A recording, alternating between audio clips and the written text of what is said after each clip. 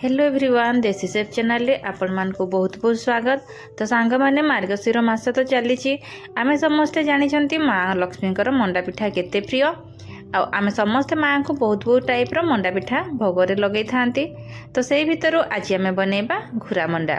तो आपण देखि पारुथिबे घुरा मंडा केते सुंदर होईची आ सॉफ्ट होईची आ ई पाटी रे पकेला माने सांगे सांगे मिलई जाए। तो एमती सुंदर मंडा पिठा बनैबा को जदि चाहती आपण ताले वीडियो को लास्ट पर्यंत निहाती भाबरे देखंतु और रेसिपी भल लागिले डेफिनेटली कमेंट करंतु और सांग मान को सहित शेयर मध्य करंतु। और हाँ जो माने चैनल को सब्सक्राइब करि नाहंती ना जल्दी जल्दी जाइए सब्सक्राइब कर नियंतु और साइड रे थिबा बेल आइकन को प्रेस करंतु ताकि मोर नुआ नुआ वीडियो नोटिफिकेशन आपण मान को जल्दी मिल जाई परिबो। तो चलंतु डेरी न करी देखि नबा आज मंडा पिठार रेसिपी। तो मंडा पिठा बनाया मुझे गोटे कप चाउल को राति सारा बतुरई नहीं। तो आपण मैंने चाहिए 4-5 घंटा भी बतुरई पारे बाकी चाउल बतुरवा बहुत ही जरूरी। तो ये मुझे गोटे मिक्सी जार नहीं जाइए मिक्सी जार देकी ताको भल भाव चिकन कर बाटी नहीं एमती भाव में आपण चाउल को चिकन करके बाटी नहीं जाए। तो मंडा पिठा आमर ये चाउलर पेस्ट रेडी हो गला गोटे कप भाया।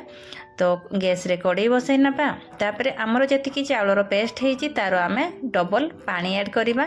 तो ये मु गोटे कप पानी ऐड कली आ गोटे कप क्षीर ऐड करुच्ची। मंडा पिठारे क्षीर पकेले तार टेस्ट भल आसी थाए से मु समान क्वांटिटी पानी आ क्षीर नहीं गली। तापर आम ये गोटे कप चीनी ऐड करवा। आपण चीनी बदल में गुड़ ऐड करें। तापर लुण ऐड करछि मुझे तापर याको टिके गोलेकी फुटे नहीं जावा।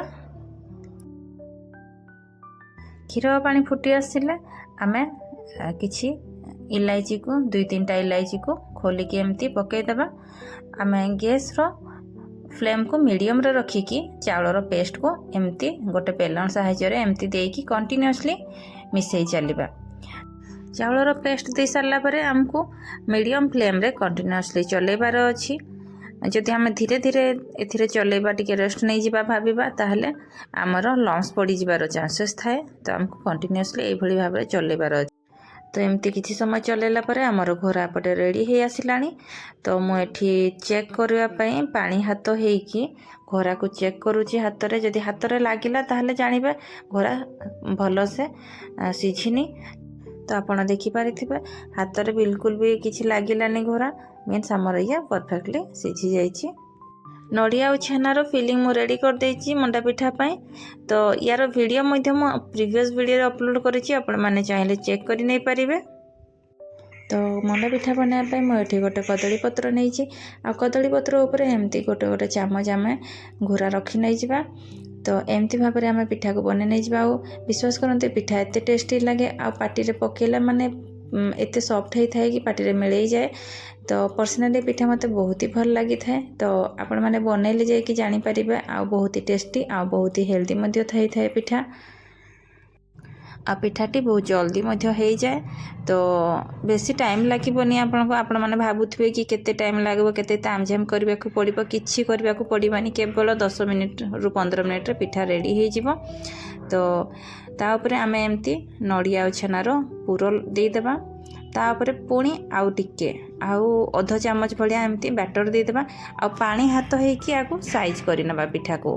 आपण माने देखि पारुथबे मु केमती बनाउची ठीक एई भली भाव में आपण पिठाटी को बनैबे आउ देखिबे केते बढ़िया से पिठाटी बनी गला। आपण माने देखि पारुथबे मु केमती देउची नड़िया और छेनार पूर आ तापर एमती अध चामच भलिया आम बैटर देदेबा। ट्रस्ट मी ये पिठा एते टेस्टी होता है एते सॉफ्ट ना आपण माने बनैले जाइकी जानि परिबे।